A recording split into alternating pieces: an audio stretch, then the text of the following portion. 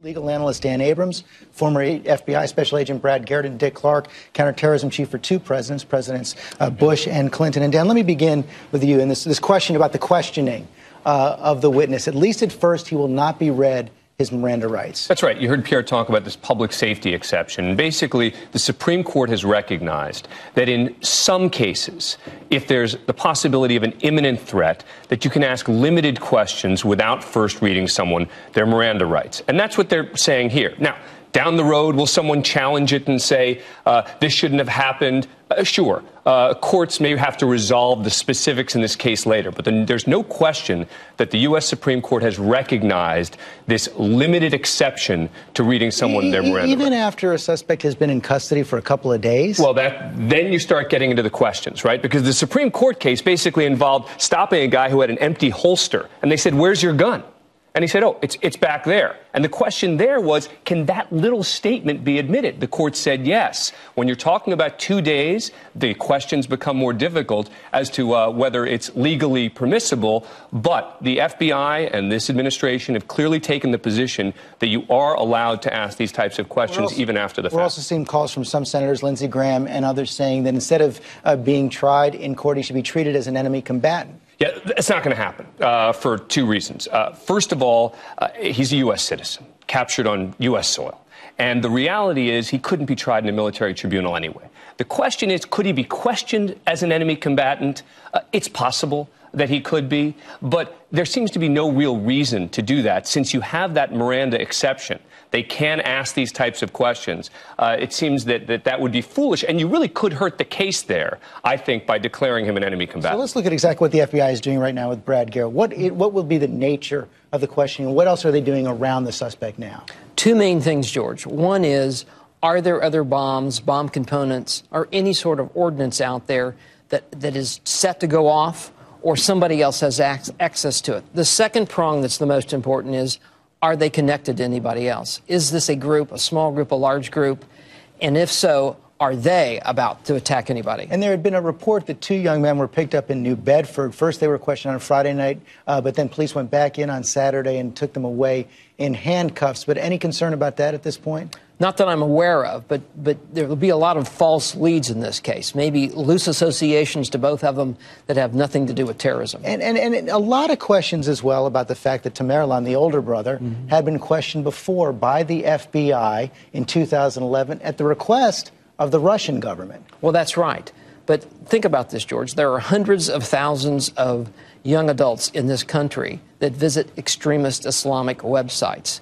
He was one of them. And so the question is, what line do you draw? Do we continue investigation, or do we go and interview, make a decision based on other intelligence that we're not going to pursue an active case against him? You're already seeing some Congressman Peter King criticizing the FBI, saying this was a missed opportunity. They let him slip through their fingers. Well, that's great to say, but when you have literally hundreds of thousands of people you want to keep track of, you've got to prioritize. They're going to miss someone every once in a while. And the most important thing is, when you approach them, interview them, do their background, they may not have radicalized to the level of committing what we had on Monday. So simply going to the websites wouldn't be enough? Absolutely not. Okay. And Dick Clark, let me go to you with this as well. We do know he did, the older brother, go back to Russia in 2012, was there for several months. We know they're of Chechen origin, but we also know that Chechen has had much more of a beef with Russia than the United States.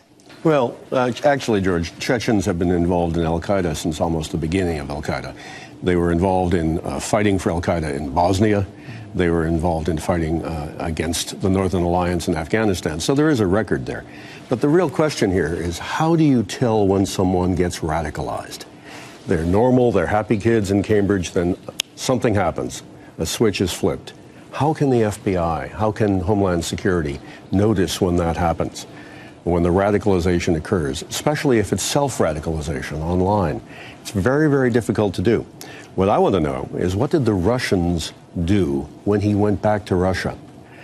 They had already said they were interested in him. Then he goes back to Russia and spends over 6 months there. What did they do? Did they follow him around? That's a question we need an answer to. It does appear, though, we're dealing with something of a new pattern here since 9/11.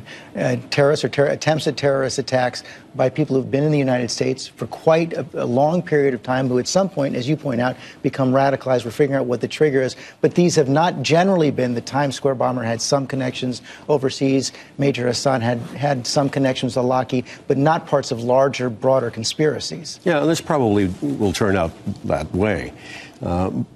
Self-radicalization. But the issue here is now that people have seen what two men can do with easily obtained materials, close down a city, get the President of the United States to show up, other people around the country who have been radicalized have watched this, and they're going to wonder, is there a way now that I can do this? And to name him, though, coming back to the point of enemy combatant, there'd have to be a specific connection to al-Qaeda or the Taliban. You can't just say this person was generally a threat to America, and as a result, we're going to question him as an enemy combatant. Under the rule of war, for example, you'd have to specifically be able to link him to al-Qaeda, and this is the difficulty that I think that Dick is talking about. And to get to the point of it, now the threat may be increasing at this point, but actually over the last decade, we've actually seen a declining threat of terrorism since 2001. Over the last decade, we've been remarkably lucky, and I don't understand, and I don't think anybody really understands why this hasn't happened many, many times over the course of the last decade, because it's so easy for these people to do it.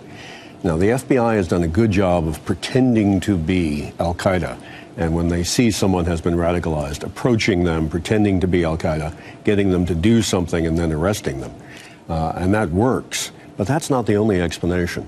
I think a lot of people believe they can't do this, that it's too hard. Let me press that for a moment, because you wrote a remarkable cover story in the Atlantic magazine back in 2005 where you laid out what kinds of threats we could be facing in this next decade. You called America Attacked, the sequel, attacks in casinos, attacks on malls, attacks on subways, other public areas. And like you say, you're scratching your head that it hasn't happened more often.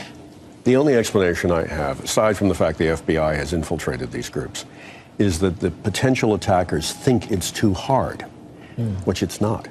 And now, with this attack in Boston, it's been revealed it's not that hard. So then what do we do, Brad? Well, I think the reason, to follow up on what Dick is saying, the reason we have not had this level of attacks that he's suggesting is because you now have law enforcement working so closely together. Because the key in a lot of these cases may be the local or city county police, because their informants that live in the communities that may have lived next door to these two brothers may have noticed something. If they had stepped forward, you would have that information. I think that's what stopped a lot of attacks over the years. But the big problem, George, is, as we talked earlier, is that flip over to when are they actually radicalized instead of talking about being radicalized and doing something bad. And if you're not there, either with physical surveillance, electronic surveillance, or a source, you're not going to get them. You talk about the surveillance. That gets me to one final question. It does appear that the young man stayed in the area. We know that Jahar went to a party on his campus at the University of Massachusetts, I think, on Wednesday night. They were basically hiding in plain sight. Well, that's because I believe they weren't done. You know, they had other bombs. I think they were going to, because they didn't get caught. For 2 days, they didn't get identified. We're going to go on to the next location. And maybe they believed that ultimately at some point they were going to die. They were going to get into a shootout with the police. But they're going to do it. They're going to set off as many bombs as they can before that occurs. Shaking your head. Yeah, I think that's exactly right. They did have another bomb. They threw it at the Watertown police Friday night. They had other bombs. They had other explosives. They didn't think they would get caught, and they were probably planning to do something else.